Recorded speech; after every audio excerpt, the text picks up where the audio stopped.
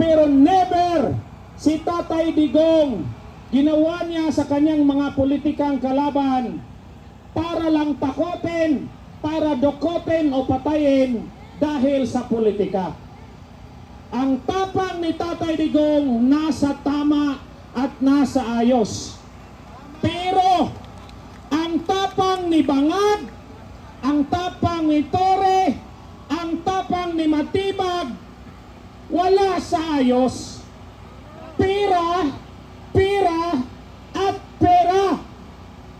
Kaya nagkalitsi-litsi ang mga Pilipino, ang bayang Pilipinas, dahil nangunguna sa isip at isipan ng mga liderato natin, pera. Ibalik natin ang prinsipyo pagmamahal sa kapwa Pilipino as number one values of our leaders. Dahil kung merong ganyang leaders tulad ni Tatay Digong, sana ang mga natatakot, ang mga kriminal, mga adik, mga korap at magnanakaw. Pero sa gabing ito, nakita natin na ang natatakot ang mga senador, ang mga elitista. Bakit? Dahil ang liderato natin ay sirang-sira na sa loob. Wasak na sa loob. Wala na po tayong batas. Ang 18 Marines, pinakita na nila, ito malita-malita. 3 taon kaming nag-deliver ng nakaw na pera. Anong ginawa? Walang nakinig, pinabayaan. Pero bakit ngayon may aksyon ang mga putang inang demonyong kriminal? Bakit ngayon may aksyon sila pasokin ang Senado? Bakit? Alam niyo kung bakit? Dahil may bagong liderato sa Senado, matatapos ang impeachment, magyawang walang saysay, at ang kinakatakutan nila, pag naging Blue Ribbon Committee Chair, si Senador Marcolita, mabubulat-lat lahat ng ebidensya, lahat ng video, lahat ng picture, lahat ng testimony, lahat ng affidavit. Bubulat-latin lahat yan ng magaling na senador natin at ginagalang na Senator Rodante Marcolita. Yan ang isa sa pinakaugat. Bakit mamadaliin nilang hindi tatagal ng ilang araw ang bagong liderato ng Senado? Dahil under Senate President Alan Peter Cayetano, pwedeng lalabas ang katotohanan na pilit nilang pinagtakpan. Takot sila sa katotohanan at dahil sa takot nila, pinasok nila ang Senado, nakipagbarilan sa mga Marines dahil mali-malita, handa nilang isuhol sa mga gagong armed men na para lang magkapera para pagtakpan ang katotohanan. Kaya tayong mga Pilipino, kung gusto natin ng pagbabago, isa na ito sa pinaka-importante sa kasaysayan ng Pilipinas. Dahil pag pinayagan natin na ang Senado mawala, ma-overrun, makontrol ni Bangag, anong mangyayari? Balik tayo sa ONU.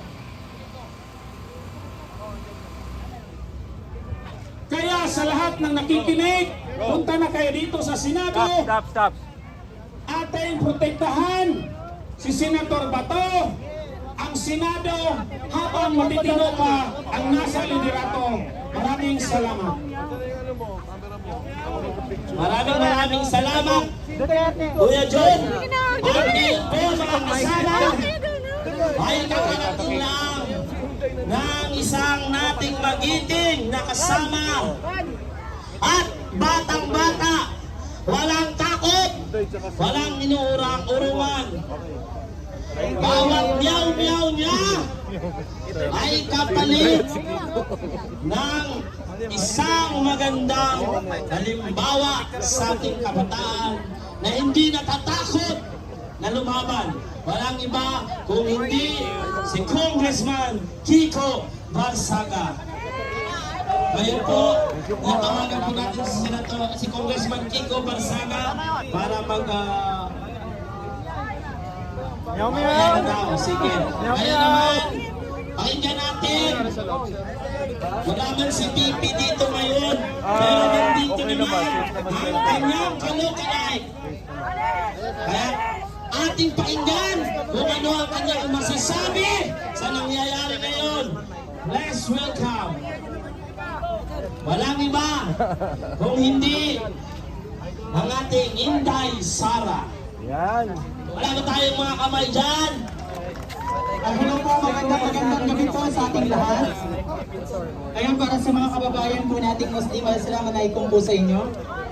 Ayan, mga kababayan, gusto ko lamang po sabihin po, no, baka po kasi nakakalimutan ng mga kapulisan o yung mga humuhuli kay Senator Bato de la Rosa ang konstitusyon ng Pilipinas.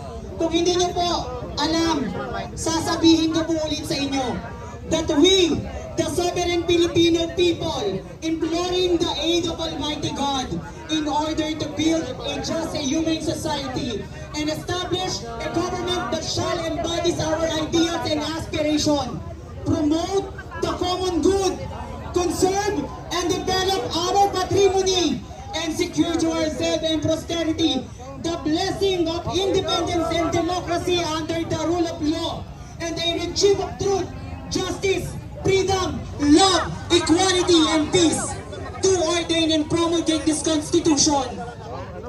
Dapat ang sinusunod po natin ang Constitution ng Pilipinas, hindi ang Constitution ng ibang bansa. Tama po ba? At gusto ko lamang pong sabihin din po, baka nakakalimutan nyo.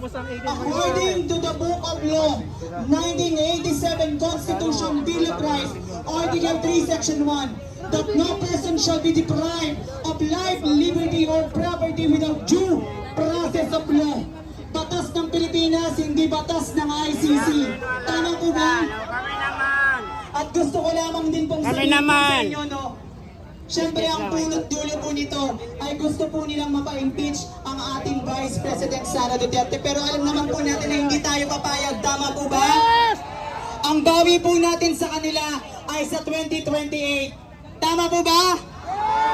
Ngayon, gusto ko pong sabihin po sa inyo na ang bayan ay may kanser na panglipunan na kailangang ibilad sa templo ng sambayanang Pilipino. At sa hangganang ito, kailangan nating sikapin na maikintal ang ating katotohanan, maging sa pag-ibig sa sarili sapagkat bilang isang anak ng bayan, alam ko, tayo ay nagkamali din. Tama ba? Nagkamali tayo. Sila lang pala, hindi tayo dahil hindi ko binoto si Bongbong Marcos. Nagkamali sila na binoto nila si Bongbong Marcos. Tama po ba? Okay. Gusto ko lamang pong sabihin po na ang kalakaran ng politika sa Pilipinas ay kada 3 taon lang. Tama po ba?